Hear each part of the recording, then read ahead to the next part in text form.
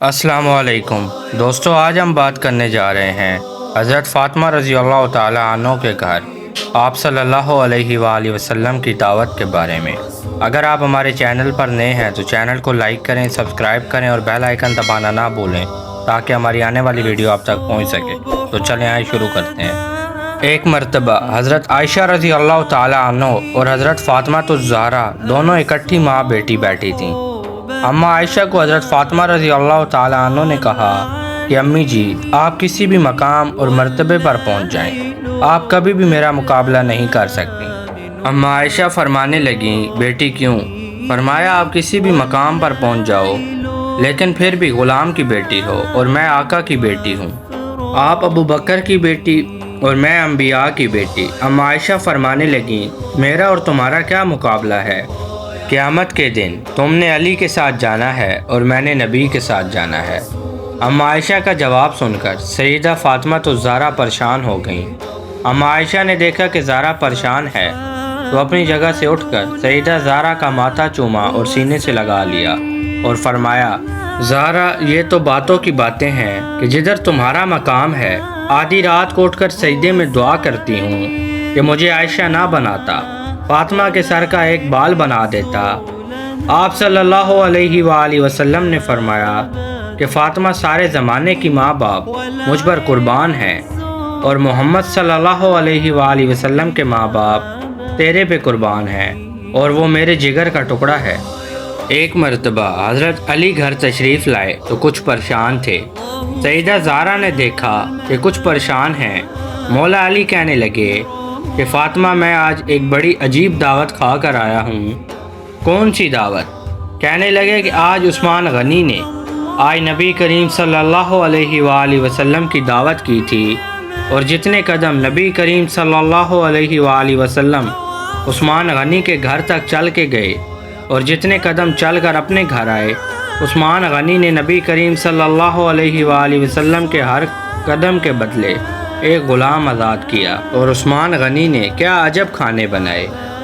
समझ गई कि उस्मान गनी भी नबी करीम सल्लल्लाहु अलैहि वसल्लम का दामाद है और उनके घर मेरी बहन है। आज मेरे शोहर को ये ख्याल ना आए कि कभी अल्लाह हमें ऐसी दौलत दे कि हम भी नबी करीम सल्लल्लाहु अलैहि वसल्लम की दावत करें। तो फिर सैयदा ज़हरा ने अर्ज़ की कि हुजूर की दावत कल करेंगे। तो मौला अली सैयदा ज़हरा रज़ी अल्लाह ताला अन्हा की तरफ देखकर फरमाने लगे कि सैयदा, हम फ़कीर लोग हैं, हम कैसे दावत कर सकते हैं? अर्ज़ की कि हुजूर आप फ़िक्र ना करें और कल ऐसा करो कि मेरे बाबा जान को दावत दे कर आओ कि कल दोपहर का खाना हमारे घर होगा। मौला अली फरमाने लगे कि फ़ातिमा कहने लगी कि आप जाएं, मैं इंतज़ाम कर लूँगी। और मौला अली चलने लगे तो फ़ातिमा ने अर्ज़ की कि हुजूर, नबी करीम सल्लल्लाहु अलैहि वसल्लम को कहना कि सारे सहाबा कराम रज़ी अल्लाह ताला अन्हुम को भी साथ लाएं। मौला अली ने देखा कि सुबह हो गई और कोई इंतज़ाम नहीं है। मौला अली ने अर्ज़ की कि फ़ातिमा, याद भी है कि आज नबी पाक सल्लल्लाहु अलैहि वसल्लम की दावत करनी है? तो फरमाने लगी कि हुजूर याद है। और ऐन दोपहर के वक्त हज़रत अली को कहा कि जाओ और मेरे अब्बू जान को और सारे सहाबा कराम को लेकर आओ। और कहने लगी कि हुजूर, जब मेरे अब्बू जान चलने लगे तो उनके कदम गिनते आना।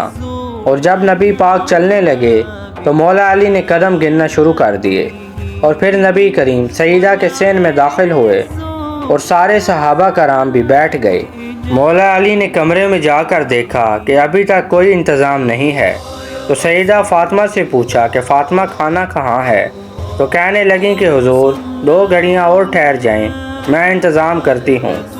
सैयदा पाक ने मुसल्ला बिछा दिया।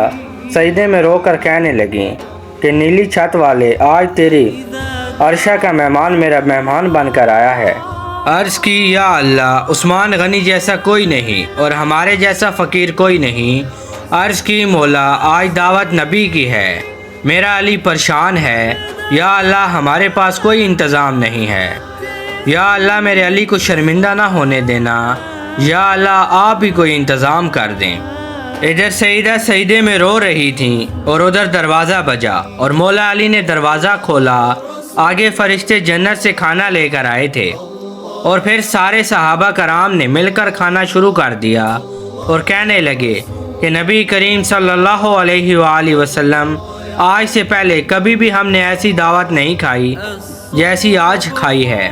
تو نبی کریم صلی اللہ علیہ وآلہ وسلم فرمانے لگے کہ صحابہ تم آج نبی کریم صلی اللہ علیہ وآلہ وسلم کی بیٹی کے گھر آئے ہو، اور جو کھانے جنت میں قیامت کے بعد ملنے تھے وہ کھانے آج محمد کی بیٹی نے پہلے ہی کھلا دیے ہیں۔